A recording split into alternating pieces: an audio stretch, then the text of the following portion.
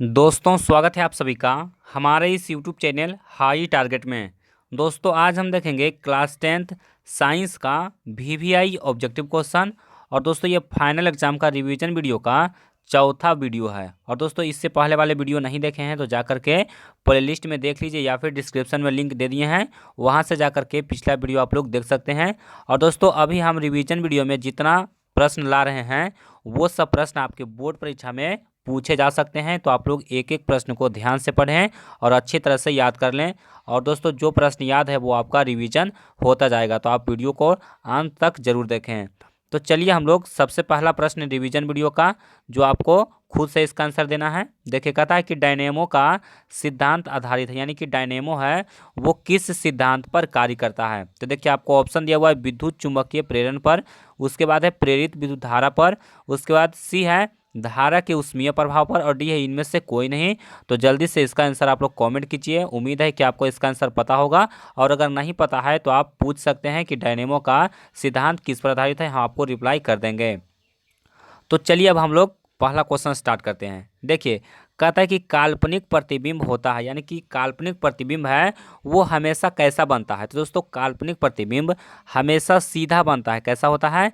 सीधा होता है। और वास्तविक प्रतिबिंब है वो उल्टा होता है।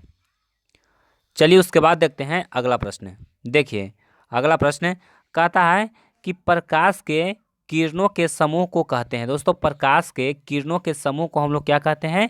तो प्रकाश के किरणों के समूह को हम लोग किरण पुंज कहते हैं। और किरण पुंज तीन प्रकार का होता है, आपको तीनों प्रकार आपको याद होना चाहिए। समांतर, उसके बाद अपसारी किरण पुंज और अभिसारी किरण पुंज। चलिए उसके बाद देखते हैं अगला प्रश्न। देखिए कहता है लेंस की क्षमता का ये सही मात्रक है। दोस्तों बहुत आसान क्वेश्चन है और आपके एग्जाम में बहुत बार आया है। इसका उत्तर क्या होगा? डायोप्टर होगा। तो आपको इसका आंसर पता नहीं है तो आप इसका आंसर याद कर लीजिए। चलिए उसके बाद देखते हैं अगला प्रश्न। देखिए कहता है कि शरीर का तापक्रम कहाँ से नियंत्रित होता है। दोस्तों शरीर का जो तापक्रम है वह कहाँ से नियंत्रित होता है? तो वह हाइपोथैलेमस ग्रंथि से नियंत्रित होता है। इसका उत्तर हो जाएगा ऑप्शन डी होगा, हाइपोथैलेमस ग्रंथि। चलिए उसके बाद देखते हैं अगला प्रश्न। देखिए कहता है कि यह आहार नाल का सबसे लंबा भाग है। दोस्तों आहार नाल का सबसे लंबा भाग कहाँ पे है? तो छोटी आंत में है। हमारा उत्तर क्या हो जाएगा? ऑप्शन ए होगा क्षुद्रांत, या फिर इसी को छोटी आंत कहा जाता है। चलिए उसके बाद देखते हैं अगला प्रश्न। देखिए कहता है कि सामान्य सूत्र CnH2n वाले यौगिक कहे जाते हैं। दोस्तों जिसका सामान्य सूत्र यानी कि जिसका जनरल फार्मूला CnH2n होता है उसको क्या कहा जाता है? तो उसको कहा जाता है एल्कीन। क्या कहा जाता है? उसको एल्कीन कहा जाता है। यानी कि हमारा उत्तर क्या होगा? ऑप्शन ए होगा। और एल्केन का सामान्य सूत्र होता है CnH2n+2। अगर +2 रहेगा अंत में तो हो जाएगा एल्केन का, और -2 अगर रहेगा तो वह हो जाएगा एल्काइन का। तो आपको तीनों का फॉर्मूला ध्यान में रखना है। चलिए उसके बाद देखते हैं अगला। देखिए कहता है कि संक्षारण किस प्रकार की अभिक्रिया है। तो देखिए सबसे पहले आपको समझना होगा कि संक्षारण क्या है।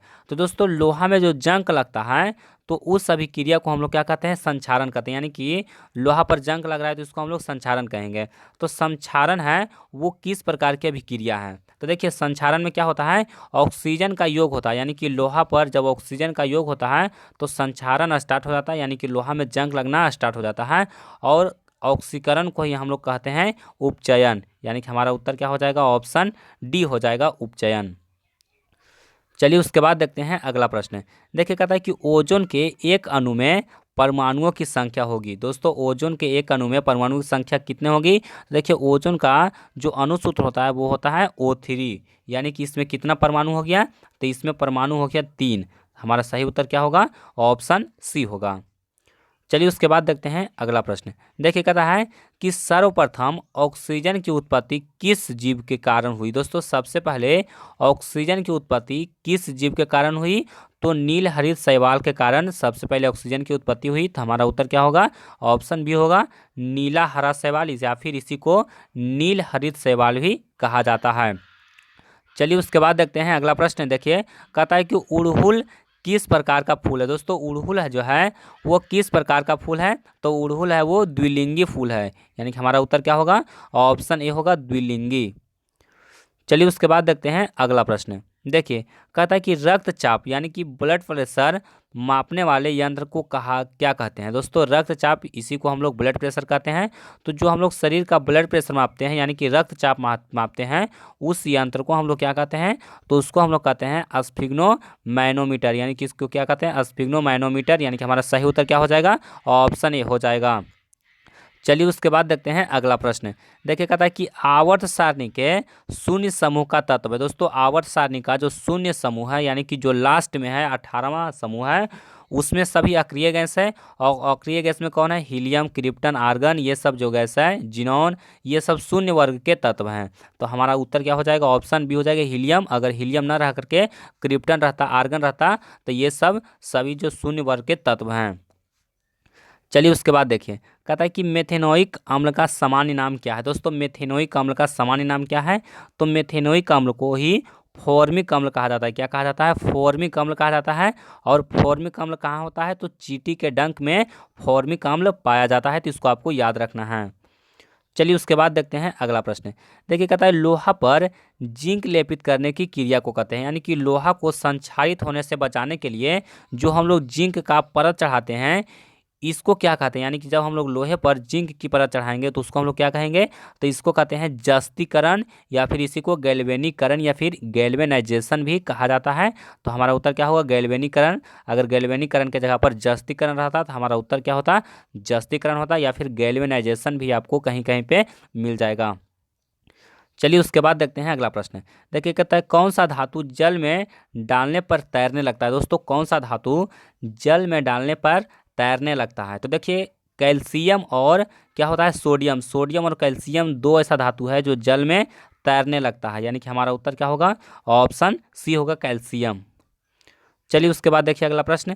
कहता है कि लिटमस रंजक बैंगनी रंग का होता है जो निकाला जाता है। दोस्तों लिटमस रंजक जो बैंगनी रंग का होता है वो कहाँ से निकाला जाता है, तो वह लाइकेन से निकाला जाता है, या फिर कहीं पे आपको लीचेन भी मिलेगा। तो आपका आंसर क्या होगा, लीचेन, या फिर इसी को लाइकेन भी कहा जाता है।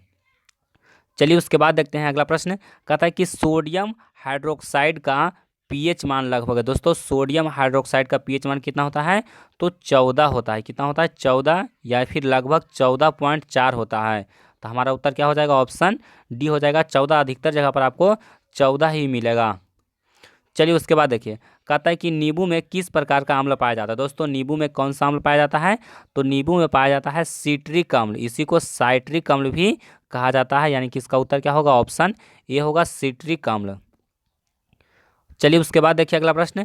कहता है कि बैटरी से किस प्रकार की धारा प्राप्त होती है। दोस्तों बैटरी से किस प्रकार की धारा प्राप्त होती है, तो देखिए आपको ऑप्शन दिया हुआ, ए में दिष्ट धारा, बी है प्रत्यावर्ती धारा, और सी है ए और बी दोनों, यानी कि दिष्ट धारा यानी कि डीसी करंट, और प्रत्यावर्ती धारा यानी कि एसी करंट दोनों, और डी दिया गया इनमें से कोई नहीं। तो दोस्तों बैटरी जो होता है उससे हम लोग डीसी करंट प्राप्त करते हैं, यानी कि दिष्ट धारा प्राप्त करते हैं। तो हमारा उत्तर क्या होगा, ऑप्शन ए होगा। चलिए उसके बाद देखिए अगला प्रश्न। कहता है कि विभवांतर मापने वाले यंत्र को कहा जाता है। दोस्तों विभवांतर मापने वाले यंत्र को क्या कहा जाता है, तो इसको कहा जाता है वोल्ट मीटर। यानी कि वोल्ट मीटर के द्वारा हम लोग विभवांतर मापते हैं। और विद्युत धारा किसके द्वारा मापा जाता है, तो आममीटर के द्वारा मापा जाता है। चलिए उसके बाद देखिए अगला प्रश्न। कहता है कि ऊर्जा का एसआई मात्रक होता है। दोस्तों ऊर्जा का एसआई मात्रक क्या होता है, तो देखिए आपको ऑप्शन दिया हुआ है कैलोरी, जूल, ताप, और इनमें से कोई नहीं। तो देखिए ऊर्जा का जो एसआई मात्रक होता है वो होता है जूल, और इसको कैपिटल जे से सूचित किया जाता है। तो दोस्तों उम्मीद करता हूं कि ये वीडियो आपको पसंद आया होगा। और अगर आपको वीडियो पसंद आया तो वीडियो को लाइक कीजिए, और चैनल पर नए हैं तो चैनल को भी सब्सक्राइब करके बेल आइकन को दबा लीजिए ताकि आपको वीडियो का नोटिफिकेशन मिलता रहे। और दोस्तों इसको अपने दोस्तों में फेसबुक, व्हाट्सएप पर जरूर शेयर करें ताकि वो भी इस वीडियो को देख सकें और एग्जाम में अच्छे मार्क्स ला सके। तो आज के लिए बस इतना ही, मिलते हैं आपको अगले वीडियो में। और दोस्तों पिछला वीडियो देखने के लिए डिस्क्रिप्शन में लिंक दिया हुआ है, तो वहाँ से जाकर के पिछला वीडियो आसानी से देख सकते हैं।